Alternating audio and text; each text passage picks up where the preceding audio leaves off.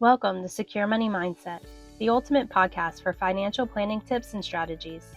Our episodes are designed to be concise and to the point, lasting no more than 30 minutes. Each episode features seasoned advisors from Secure Planning Group or an outside financial specialist discussing crucial issues and providing actions to consider when addressing your top financial concerns. We value honesty and transparency, meaning we present both the good and the bad news in a clear and concise manner. Our goal is to provide you with reliable insights and practical guidance. Be sure to hit the follow button to stay up to date with our latest episodes. For more information, please visit our website at securepg.net. Let's dive into this week's episode of Secure Money Mindset. Hi everyone, Aison Pettine here. I'm an advisor at Secure Planning Group. And I'm Josh Rothbard, also an advisor at Secure Planning Group. And today, our topic is going to be how not every dollar is created equal in terms of divorce. So, Josh, talk to us just a little bit about why these dollars aren't created equal in the divorce process, which can be a very complex process when it comes to splitting up assets. So just talk to us a little bit about that. Right, so divorce could be very messy, and there's a lot of moving parts. And a big part of that is the financial piece. So when we think about different financial vehicles, everyone is a little bit different. It may be different in terms of liquidity. It may be different in terms of taxation. Right. It could also be different just in terms of timing when the asset does become available. So, when we think of things like a bank account, right, that's the easiest. If you have money in the bank, it's readily available, it's readily liquid. If you want your money, you just go to the bank. Right. So, what's a scenario that you've seen where the assets are not created equal? Just give us an example that we can understand. Right. So let's just use a hypothetical value of marital assets being $1 million. Okay. And we have $500,000 in the bank. Right. And then we have $500,000, let's say, in a 401k plan. Sure, retirement plan. Okay, in a retirement plan. Yeah. And let's say the divorcing couple, they're 50 years old. Okay, so it could be easy to say, all right, one spouse gets the $500,000 in the bank, and the other spouse gets $500,000 in the retirement account. Right? That's equal. Sure. Splitting it down. Right. It's equal. Both are getting $500,000. It should be case closed. Sure. All right.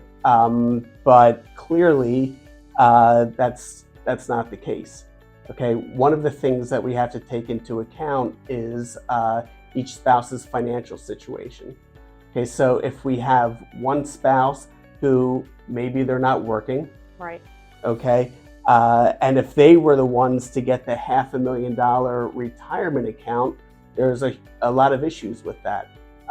First being, if they wanted to access that account at their age, they'd have to pay taxes on that money, and there'd be a 10% penalty for early withdrawal, most likely. So now all of a sudden that $500,000, after it's reduced by taxes and penalties, maybe they're getting 60 cents on the dollar or $300,000. So that $500,000 account, which was split equally, right, all of a sudden now is worth $300,000.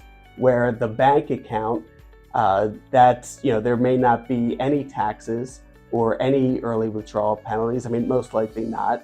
So that $500,000 is really going to be $500,000. So we split the marital estate equally. Yet one person's getting $500,000, the other person's getting $300,000. Wow, that's something really, really important for somebody that's going through the divorce process to be thinking about. What can a person do, or should they be consulting you as their financial advisor because you specialize in this area.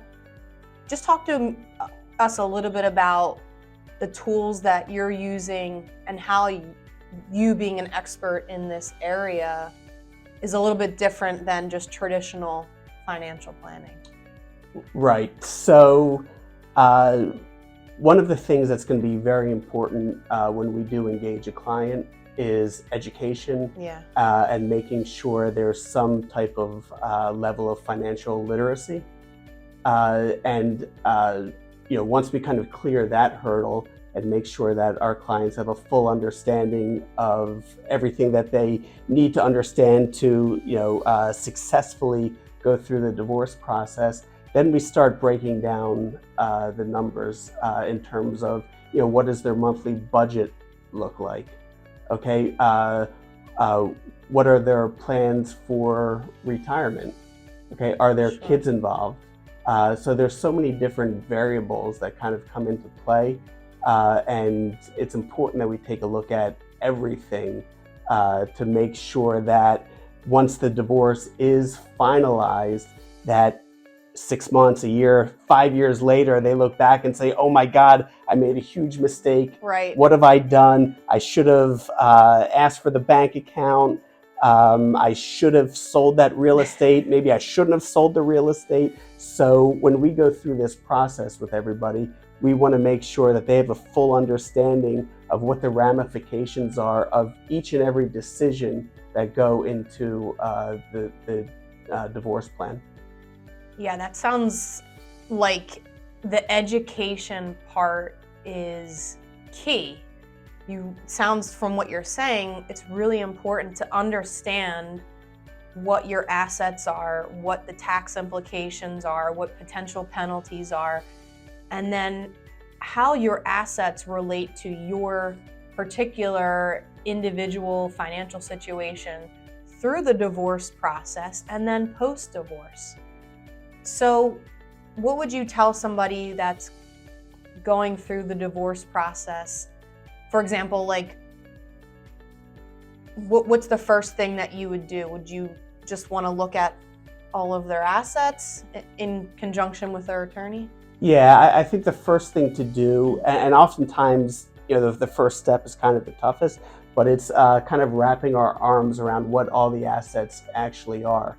And a lot of times it's probably easier said than done.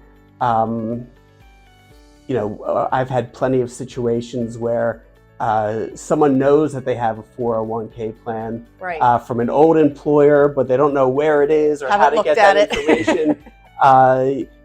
One of the toughest things to value is real estate.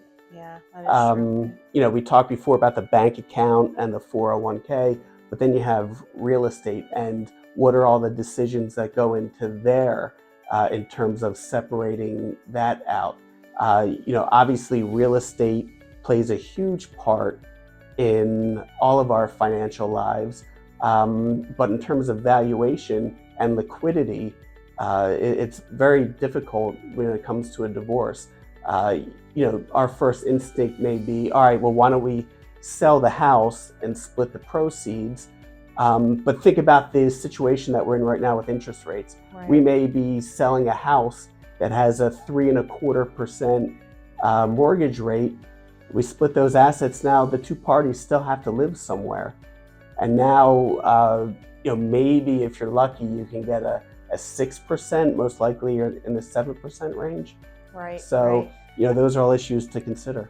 Right, that education, again, just going back to where we started with the conversation of the assets not being equal, a bank account versus a retirement account, just having the education of an expert in the divorce space, in the financial aspect of it, is really, really, really important.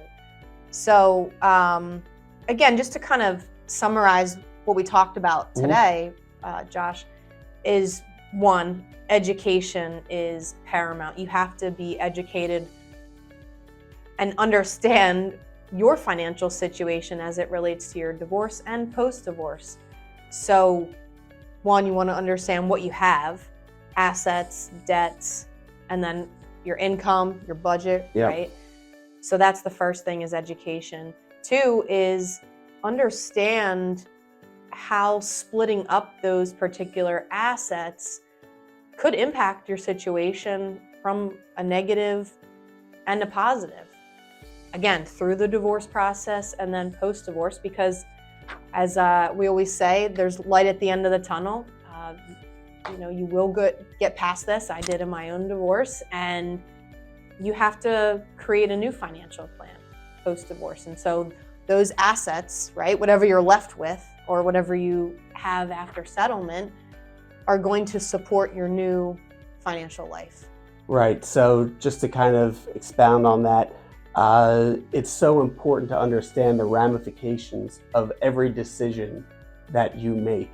And, quite frankly, we understand that while this is our job, a lot of our clients may not have that same level of financial literacy. Right. So it's going to be so important for us to help them understand, again, if they make this decision, this is the most likely outcome. If you don't make this decision, this is what could happen. So those are all the things that we want to go through in the process. Absolutely. Well, thanks, Josh. I appreciate your expertise in this area. Huge, important area that is just key and paramount to think about if you're somebody that's going through the divorce process or after the divorce process, or if you know somebody that's going through this process. We hope that you share this information with them. Thank you. Have a good day.